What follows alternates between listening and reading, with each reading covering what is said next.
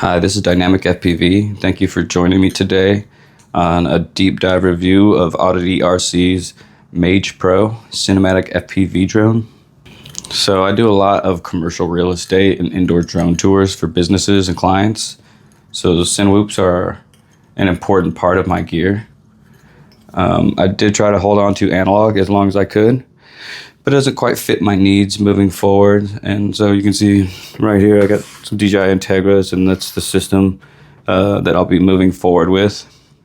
I wanted to mention that I've noticed some problems with the cinewhoops, generally speaking. One, that they are cheaply made. They're also very fragile and not very durable. So I recently have been using this OddityRC Cinelog 30, and you know it does fly pretty decent for my applications most of the time, but it is extremely fragile, and this is the analog version, as you can see.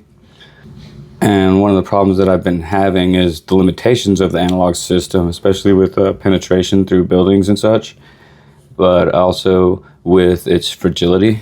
I mean, it breaks so easy, as you can see, and that's not even from hard crashes or anything. It's just like slow, smooth, steady flying through office buildings and such. So it's not like I'm outside freestyling this thing.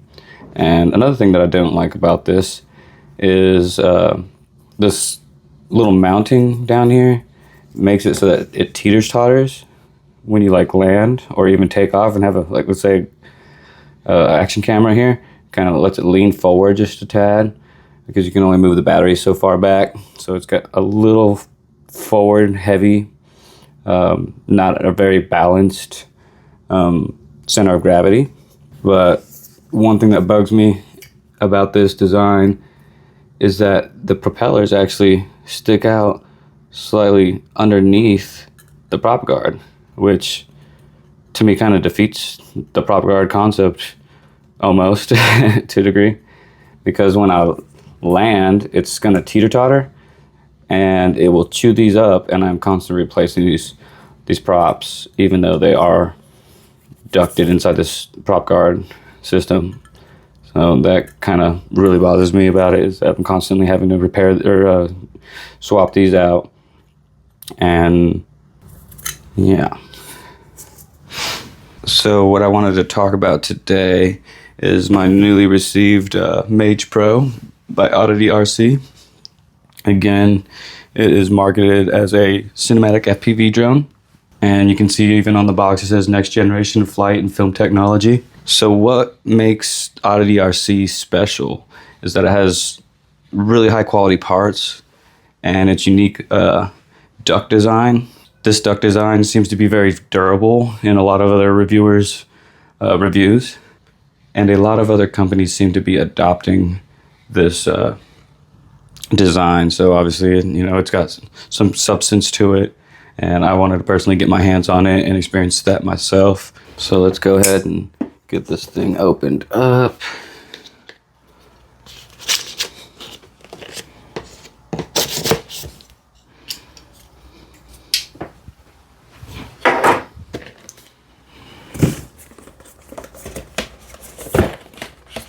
It's kind of tight in the packaging here.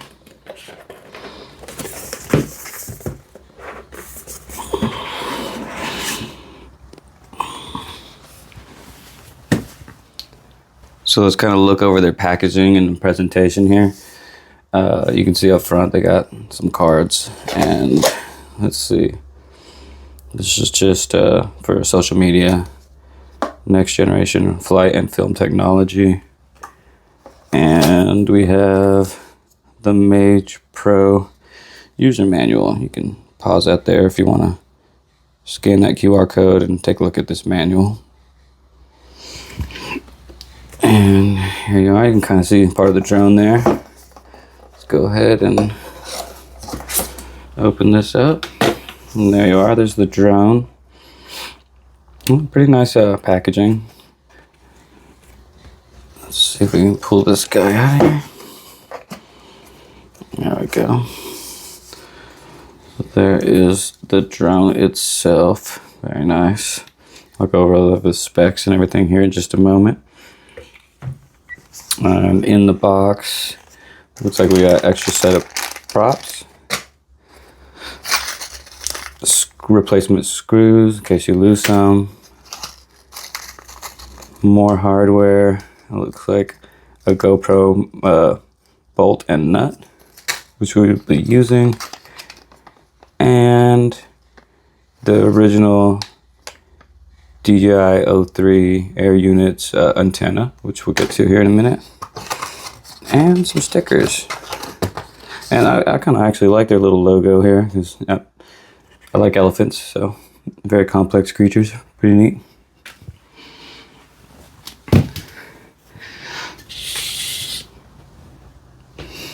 I wanted to add a little disclaimer to this video that it is in no way sponsored or affiliated with OddityRC, and that I purchased this drone with my own money for my business, and all my opinions will be of my own.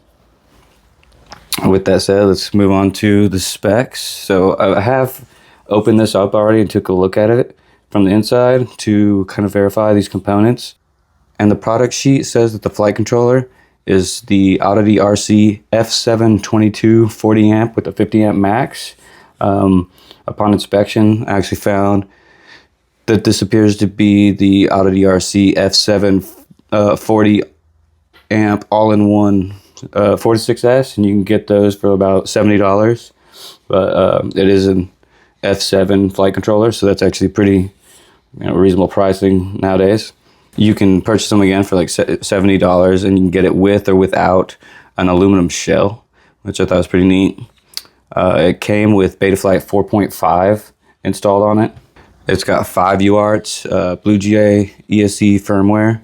It's a 36 by 36 by 4.4 millimeter dimensions. It has a 25.5 millimeter to 26.5 millimeter slotted mounting holes.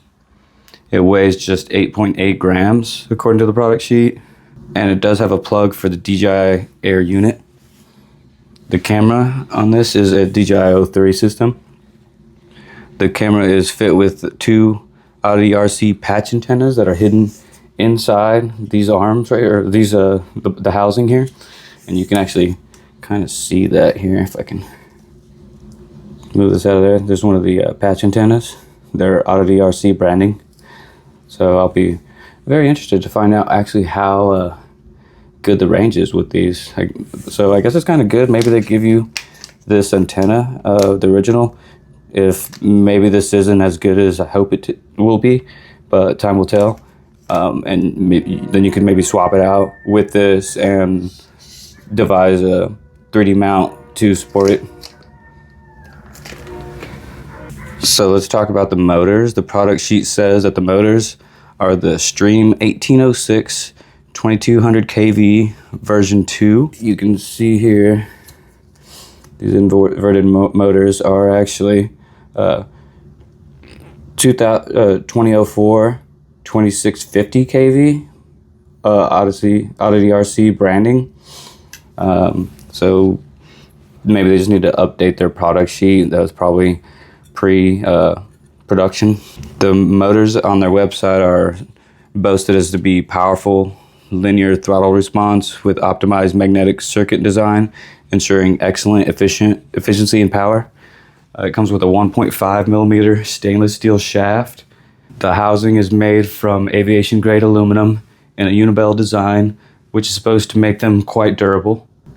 It also says they have N55H arc magnets, NMB bearing, and has 220 degrees Celsius high temperature resistance enameled wire. It also says they have excellent heat dissipation, a maximum of 540 watts of power, 24 gauged wire, which you can see in here, barely.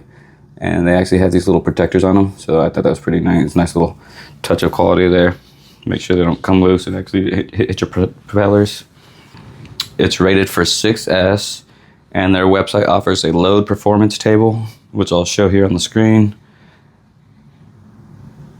And I also wanted to point out that it has these neat little motor winding shields, and I thought that was kind of a cool little idea there. It does help protect the motor windings from getting debris in there, and it does really make the quad look pretty nice, pretty clean there.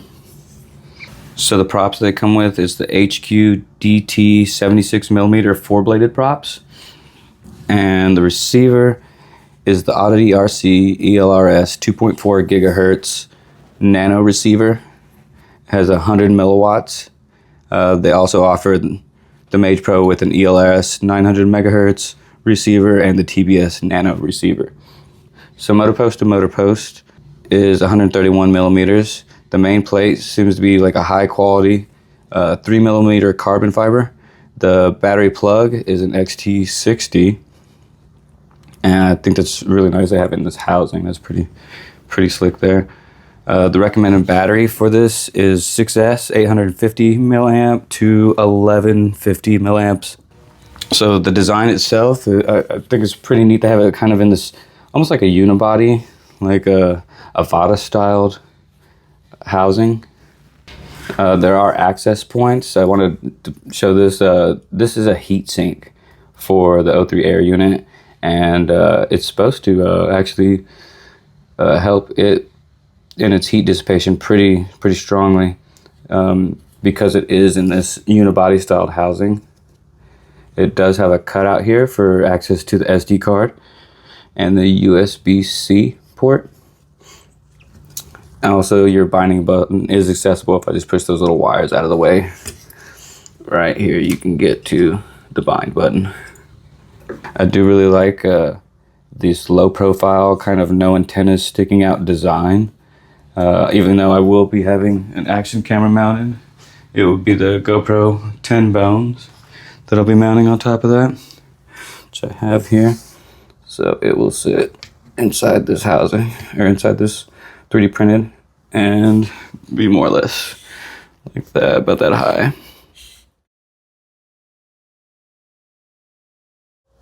Another thing I really like is this aluminum bracket that houses the O3 unit. You can see that it does have 3D printed parts fit in the inside of this to mount the camera itself, and then the mount on top for your action camera. It does kind of, because of this housing and this bar that's here that's holding this, as well as supporting this bracket, these two brackets, it does give you a limited amount of range, but I don't see that being an issue, being that it is a cinewhoop.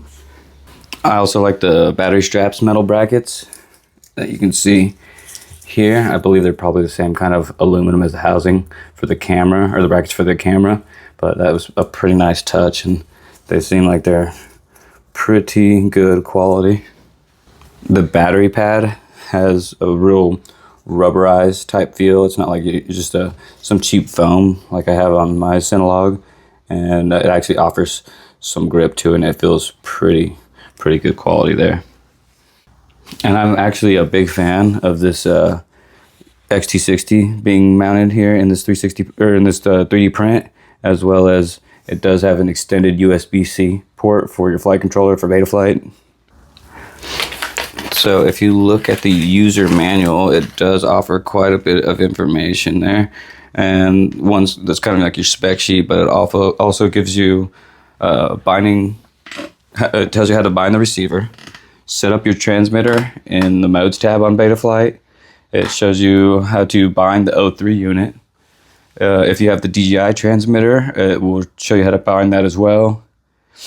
It also has a motor direction diagram depicting a props out configuration, which is kind of strange, and I think that it hasn't been updated in there because you can see here I have a props in configuration. So I just thought it was noteworthy that it is a props in configuration. So where does the Mage Pro fit within the OddityRC line of cinewhoops? You have the 2-inch I think it's an XI20 Pro. You have a 2.5-inch XI25 Pro, the 3-inch Mage Pro, which is what we have here, and then you also have a 3.5-inch I35 Pro. So of course, it does kind of fit in the middle ground. I see the I-20 and maybe the I-25 is more of like your super light indoor if you're trying to get sub 250. And I see your I-35 is more of your outdoor. So for me, this was kind of like a middle ground, as well as it's the only one that's of them that has that unibody, kind of like this filled area right here. The other ones are open with your flight control and everything, so you can see and expose and access it.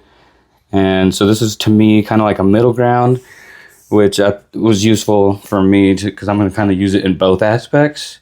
Of course, not around or over people, because it does weigh more than 250 grams. And actually, let's go ahead and put this thing on the scale and see how much it weighs. And I know you probably won't be able to see this, but I'll look in there. 266 grams even, with no battery. It just as is from the factory with the O3 unit and the ELRS Nano. So I did not own any Success batteries, and also bought the batteries from OddityRC, who carries a Gene B. This is I believe it's pronounced Kadar line of batteries. This is a 6S 1100 milliamp. They are HV batteries with 60C up to 120C, and they're about $29. It does say that this is a double A grade cells and weighs about 174 grams. Let's check that.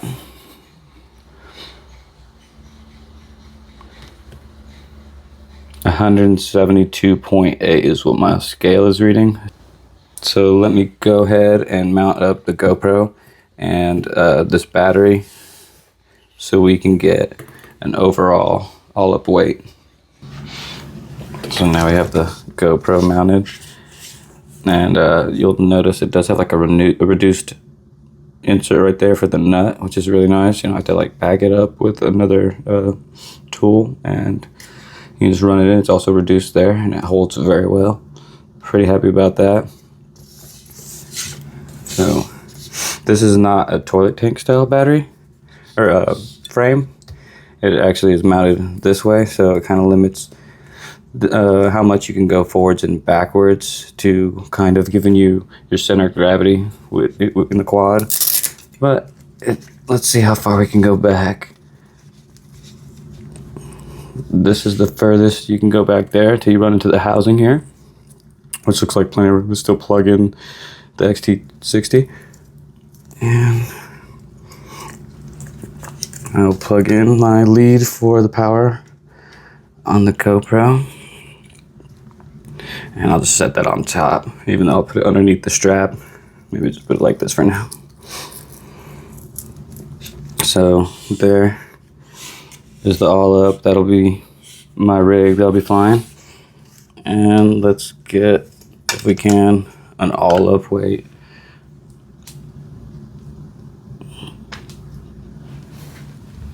And I know you won't be able to see this, but it looks like we are at 511.7 grams total all up weight. So a little heavy, but it's good for my applications. It should work just fine. Anyways, I guess that's all that's left, is to really fly this guy and see how it performs. Okay, we are in the field, about to do a flight test with the OddityRC Mage Pro, and I have tuned it just a little bit, but let's go ahead and get started and take a fly around this part. Ready for takeoff.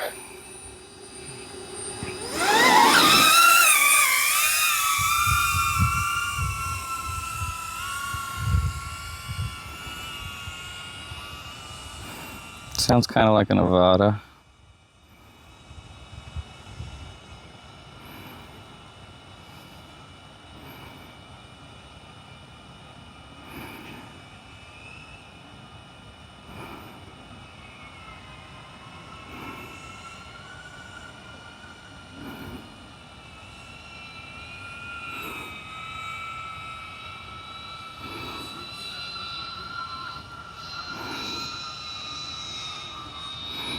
Very stable.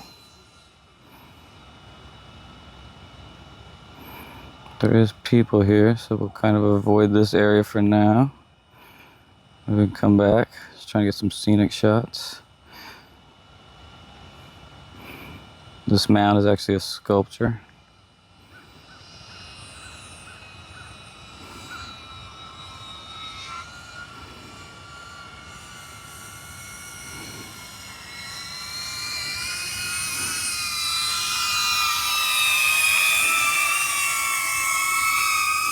Very smooth.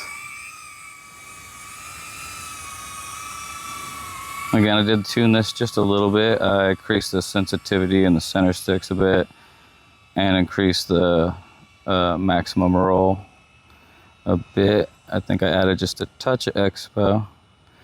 And this is with the GoPro Hero Black. So let's go up into the trees here. Very nice. Trying to fly close to people, even though I do want to hit this tree over here. Of course, they want to be in all the locations that I'm trying to fly at. Of course, I'm not going really far, but the range is pretty good so far. I haven't noticed any kind of hang-ups in the recording here.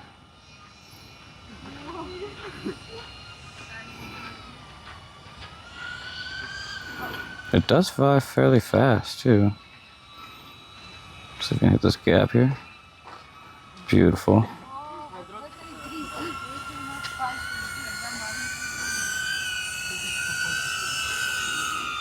There's some water over here.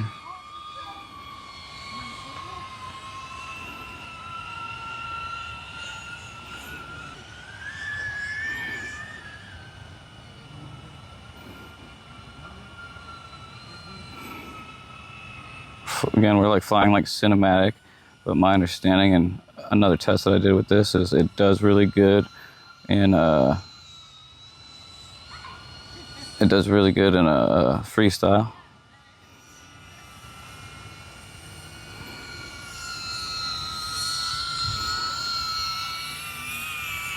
It is fast again, and I feel like the ducts on it are gonna pan out to be pretty durable. I'm not gonna try and experiment with that and find out, but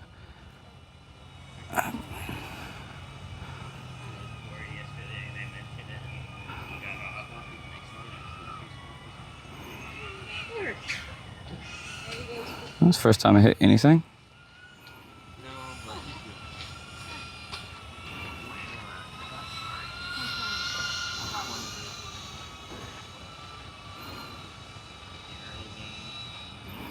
Very smooth though.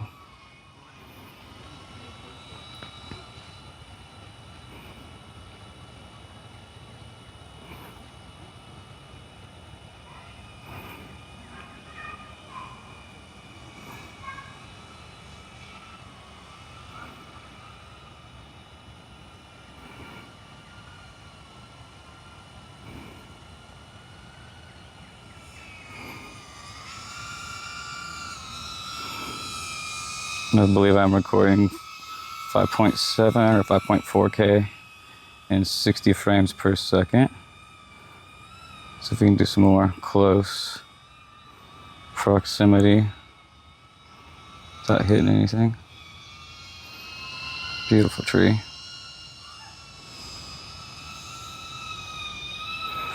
Again, I'm just trying to get some slow cinematic type shots.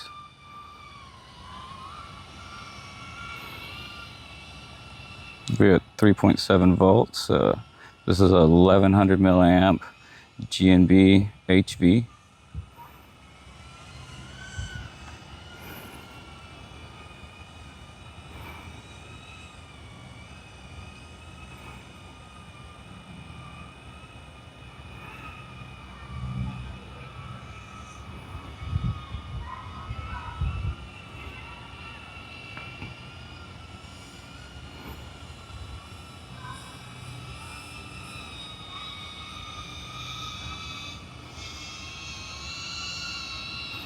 Very low wind, about 3 miles per hour. It's about 79, 80 degrees outside.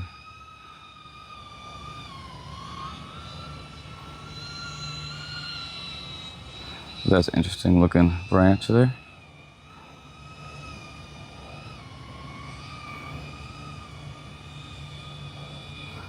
It is a good ways from me, not too far of course, but I do hear it. It does like, I want to say it sounds a lot like a Nevada sounds.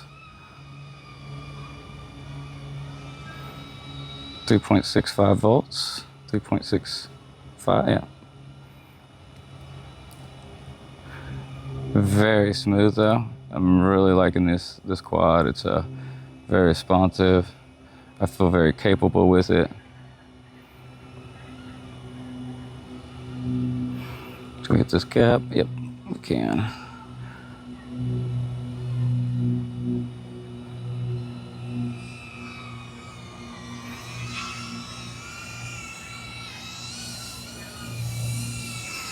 Gaps are a good test to see how accurately you can fly the drone. You can tune it, but of course, practice makes perfect. We're at about 6.3, 6.2 volts. Let's keep going until we run out of battery. A little more canopy exploration here. Those are the shots I'm really looking to get here. And we're gonna drop.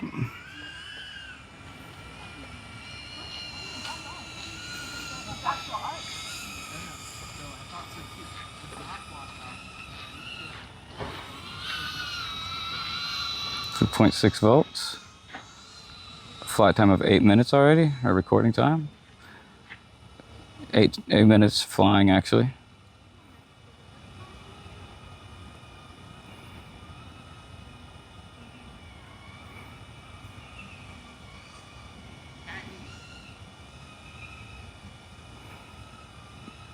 And 0.58 volts.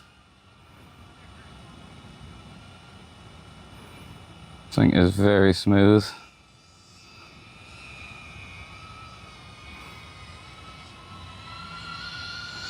I do not have an SD card in the goggles.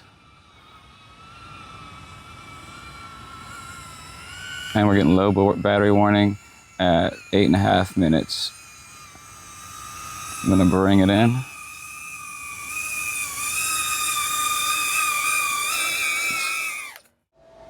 And that is my review of the OddityRC Mage Pro. Please check them out. They've done a fantastic job with this quad. And I hear that all of their quads perform very, very well. I haven't heard anything negative about any of them. So please check them out. And I'll see you in the next one. Thanks.